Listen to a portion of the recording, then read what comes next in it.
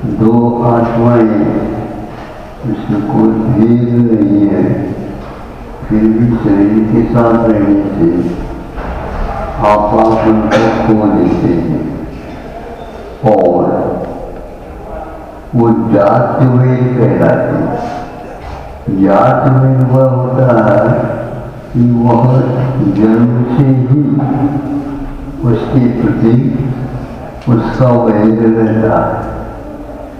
उसमें उदाहरण दिया नौला और सर्प। वैसे सर्प को कोई पालता नहीं और नौले को पालते हैं कहीं कहीं पर, ताकि घर में कोई सर्प न आए। इस हेतु से अब इसके बीच में कैसा है वज्रघातक वैर। एक का वध किया जाएगा और एक घात करता है, घात करने वाला होगा। ये आपस में इस ढंग से कसम करते हैं। अंतुम अथवा नौने का ही इसमें जीत और सर्प घाट को प्राप्त होता है। अब ये देखना है,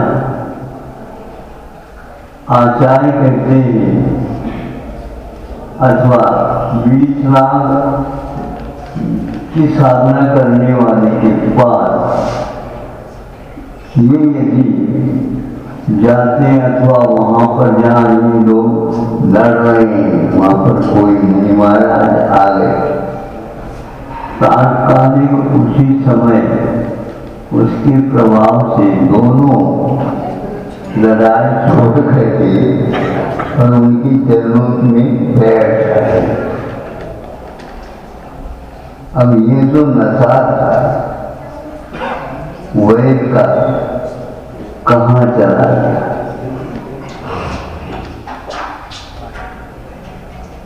हम विस्मित हो जाते हैं। इससे भी ज्यादा बड़े वैर करने वाले भी शांत हो जाते हैं। बस इस प्रकार का निमित्त मिल जाए और भीतर का जागरण हो जाए। मोक्ष मार्ग में कठिन परिश्रम का अर्थ फावड़ा लेकर तो खोदा खोदी नहीं करना। मोक्ष मार्ग में केवल इस भाव को समझने की आवश्यकता है, अपने आप ही शरीर के प्रति जो आपापन है अब वह बैठ गए, वही बैठ लिए थे, अभी भी छोड़ा नहीं, लेकिन फिर भी एक स्थान पर या समूह चल रहे हैं या विचारता है वहां पर बैठ जाते हैं तो वो भूल जाते हैं। अथवा यूं कहो समझ में आ जाता है यह कार्य ठीक नहीं। ऐसे विषाक्त जहरीले सर्पाधिक भी ज्ञान होने के उपरांत अपने मारक स्वभाव को छोड़ करके पुराण ग्रंथों में आता है संजीवना के साथ मरण को प्राप्त हो जाए। संजीवना मरण का अर्थ होता है कषाय की भावों को शांत करते हुए शरीर को छोड़ना होता है। शरीर तो वैसे आयतन के अंतर टूटता है, फिर भी बुद्धिपूर्वक उसके प्रति राग भाव नहीं रखते हुए और ये एक प्रकार से हमारा किया हुआ कर्म का फल है यह समझते हुए शांति के साथ इसका विसर्जन किया जाता। अब वह कषाय भी थी और यह शरीर भी था, किंतु बोध नहीं होने के कारण वह ऐसा हो रहा था। एक मनुष्य है और वह मान किसी सर्प ने उसको एक आध बार कुछ हरकतें कर ली, मान तो वो पहचानता मनुष्य, किंतु हरकत के बाद उस सर्प ने अब मैं इसके साथ में हरकत नहीं करूंगा, लेकिन सर्प ने तो ठान लिया, लेकिन मनुष्य ने नहीं ठाना, मैं तो इसको अवसर पर मार दूंगा। अब देखो इसका क्या होगा, मनुष्य उससे आगे बढ़ गया, लेकिन सर्प जहरीला, तो मनुष्य जो है ना जहरीला नहीं है प्राणी, ये धारणा मत बनाओ। मनुष्य सर्प से भी ज्यादा बड़ा जहरीला है और वह ऐसा वह गांठ बांध सकता है कि सर्प तो जहर रहित हो जाए, लेकिन मनुष्य सप्तम पृथ्वी तक जा करके भी अपने शांति को नहीं कर पाता। यह वैषम्य होते हुए भी मनुष्य को सभ्य प्राणी माना जाता है, लेकिन वह सभ्य प्राणी तब जब योग के कार्य करे तब। यदि योग के कार्य नहीं करता है, एक ऐसा विषाक्त प्राणी है, ऐसा पागल खोर एक व्यक्तित्व है जो बहुत बड़े अनर्थ करने के लिए कारण बन सकता है। ऐसा अभिमान ठान ले तो विश्व में वह क्षोभ बन जाता है। एक एक व्यक्ति के माध्यम से ही कई प्रकार के वर्ग खड़े होते हैं और महात्मा कांक्षा के कारण वह उसमें जुड़ जाते हैं, एक दूसरे को मानने के लिए तैयार नहीं, मारने के लिए तैयार। ऐसे क्यों होता है? यह अज्ञान का क्षेत्र है। मनुष्य अब धीरे धीरे पंचम काल में है, वह पंचम काल के बाद तो पक्का है षष्ठम काल में जब आता है तो नरक से ही आएगा, नरक में जाएगा। अभी थोड़ा सा फर्क है, प्राय करके कहते हैं आज पंचम काल में नरक से आते हैं, नरक से प्राय नरक जाते हैं, लेकिन सच्चे काल में तो वहीं से आना वहीं जाना है। धीरे धीरे उस सत्यम काल की ओर यह जा रहा है, इसलिए वह अपने भाव की जो उद्रेक है उनको एकदम वह कम नहीं कर पा रहा है। अनुपात इसका जहर का एक प्रकार से सर्प काटने तो एक प्रकार से औषध उपचार हो सकता है, किंतु मनुष्य की कषाय वाला होकर के खान वैध कर ले तो वह अपना अहित से भी कोई मतलब नहीं। ठीक है, वह अहित से बचना नहीं चाहेगा, उनको ठान लेगा कि नहीं इसी को मैं अहित करूं। ऐसे पुराण ग्रंथों में वैध मिलते हैं। 5 लाख भगवान की जीव के साथ भी था, लक्ष्मण रावण आदि के इनके साथ भी था, आदि है, किंतु इनका यह जहर से मुक्त होना बहुत कठिनाई से होने वाला है। अब समझ लो, आज से ही ठान लो तो संभव है। इसमें कुछ ऐसी संगति से और ग्रंथों के अध्ययन करने से और देव गुरु शास्त्र के सिद्धांत करने से इस रसायन प्रक्रिया में कमी लाने का यदि ठान लेते हैं, संभव है बहुत जल्दी जल्दी वह विषय से मुक्त हो सकता है। नहीं हो ऐसा नहीं हो सकता है, लेकिन पुरुषार्थ करने की बात है। मानने से तो अपने आप हो जाता है। हाँ, तो आज में विश्व में एक ऐसा आप लोगों के सामने जीवन में नया अनुभव मिला है। बहुत विकसित देश आज भारत की ओर आकर के और 50 राष्ट्र लगभग हो गए बताते हैं, जहाँ पर भारत ने अपनी तरफ से औषध का वितरण करके और वो लोग इसका सेवन कर रहे हैं, सुनने में आया।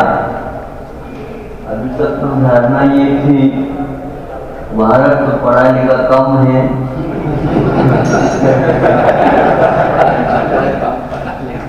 लेकिन चूंकि वर्तमान की पढ़ाई लिखा किंतु आयुर्वेद सिद्धांत से चलने वाला यह शाकाहारी प्राणी अब समझ में आ रहा है इन लोगों को कि वह पूरे वितरण को स्वीकार करके सुनते हैं 108 तक पहुंचना है बताते ऐसा सुनते हैं। तो यह एक प्रकार से धारणा बनाने से ही होता है, इससे कई व्यक्ति प्रभावित हो रहे हैं और उनको अपने मान के ऊपर अभिमान के ऊपर जो गर्व था वो अब ठंडे हो रहे हैं। इसमें कोई संदेह नहीं कि सिद्धांत का ये पक्का होता है। तो आज ने कल लगभग 300-400 वर्ष लगातार भारत ने संघर्ष किया, स्वतंत्रता तो मिली, लेकिन वही जो इंग्लैंड वाले भी सुनते हैं इनकी दवाइयों को स्वीकार कर ली, मांगी है।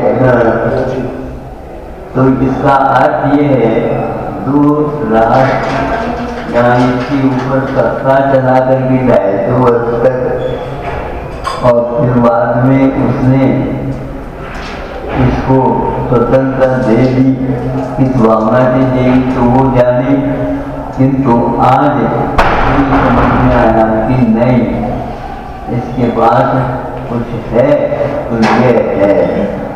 तो 4 दानों में औषधदान को उसने भी स्वीकारा और भारत ने भी उसके लिए वर्षक प्रयास करके वितरण करने का संकल्प ले लिया है। संकल्प चूंकि ऐसे उत्साह के साथ लोग काम कर रहे हैं कि सब राष्ट्रों के लिए एक ही मात्र नुस्खा व दवाई है, उसको पूर्ति करना है। इसके लिए राज्य में वह एक हो रहे हैं, एक काम कर रहे हैं और वहाँ पर पहुँच रहा है। क्रमशः ये कार्यक्रम प्रारंभ हो गया है। भोजन करने की बात होती है और भोजन परोसने की बात होती है। भारत ने यही काम किया था, लेकिन अब क्योंकि संगति ऐसी मिली उसके कारण इसको इस प्रकार का संस्कार कम हो गए और बाहर का प्रभाव पड़ा, इसलिए ऐसा हुआ। फिर भी इसके बीच में उसके पास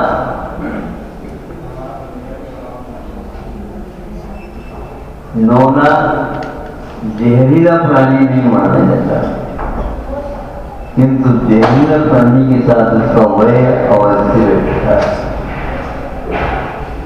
हाँ, इसलिए उसको पालते हैं। और काट जाना हो जाना ये बात अलग वस्तु होती है, लेकिन नौने को पालते हैं लोग, प्यार करते हैं, लेकिन सर्व को कोई भी प्यार नहीं करता, उसके ऊपर विश्वास नहीं हो पाता। लेकिन आत्मा के स्वभाव की वो दृष्टिपात कर ले तो वह भी दूर हो सकता है, दूर हुआ है। शास्त्रों में सर्पों ने भी अपने हित को, जीवन को हित के रूप में स्वीकारा है और सब कुछ छोड़ करके शरीराचार्य धारण सर्पों ने भी की है। इससे स्पष्ट होता है हमें अपने आप की चिकित्सा कर लेनी है। इसलिए आचार्यों ने श्रावकों के लिए भी कहा है, आप लोगों को अपने जीवन में अंतिम संलेखना श्रावक जो होता है उसके पास संलेखना व्रत भी अवश्य होता है। सुंदर श्रावक लोग, हाँ, संलेखन का कषाय त्याग करने का एक विकल्प होता है और वहाँ जहर समझ करके उसको छोड़ना होता है। जो ज़्यादा कषाय करेगा उसके पास सर्प भी आना नहीं चाहेगा। हाँ, क्योंकि वो समझता है कोई भी हाथ में नहीं है लठिया तो सब भाग जाता है, क्योंकि इसका कोई भरोसा नहीं है। तो इसलिए कि आप लोग विश्वास पात्र बन जाओ, नहीं तो सर्प आपसे दूर रहना चाहेगा। आप नहीं, अभी आप दूर रहना चाहते हैं, डरते हैं कि सर्प भी आपसे बहुत दूर रहना चाहता है। इसलिए एक बार दृष्टि में आ जाता तो एकदम जाकर छुप जाता है, क्योंकि इसका कोई भरोसा है ही नहीं। इसलिए रात में ही बाहर निकलता होता है, अपना काम वो कर लेता है और पूरे दिन में जाकर के दिन में वह बैठ जाता है। तो यह कषाय को मानने की साधना अपने आप में बहुत महत्वपूर्ण है।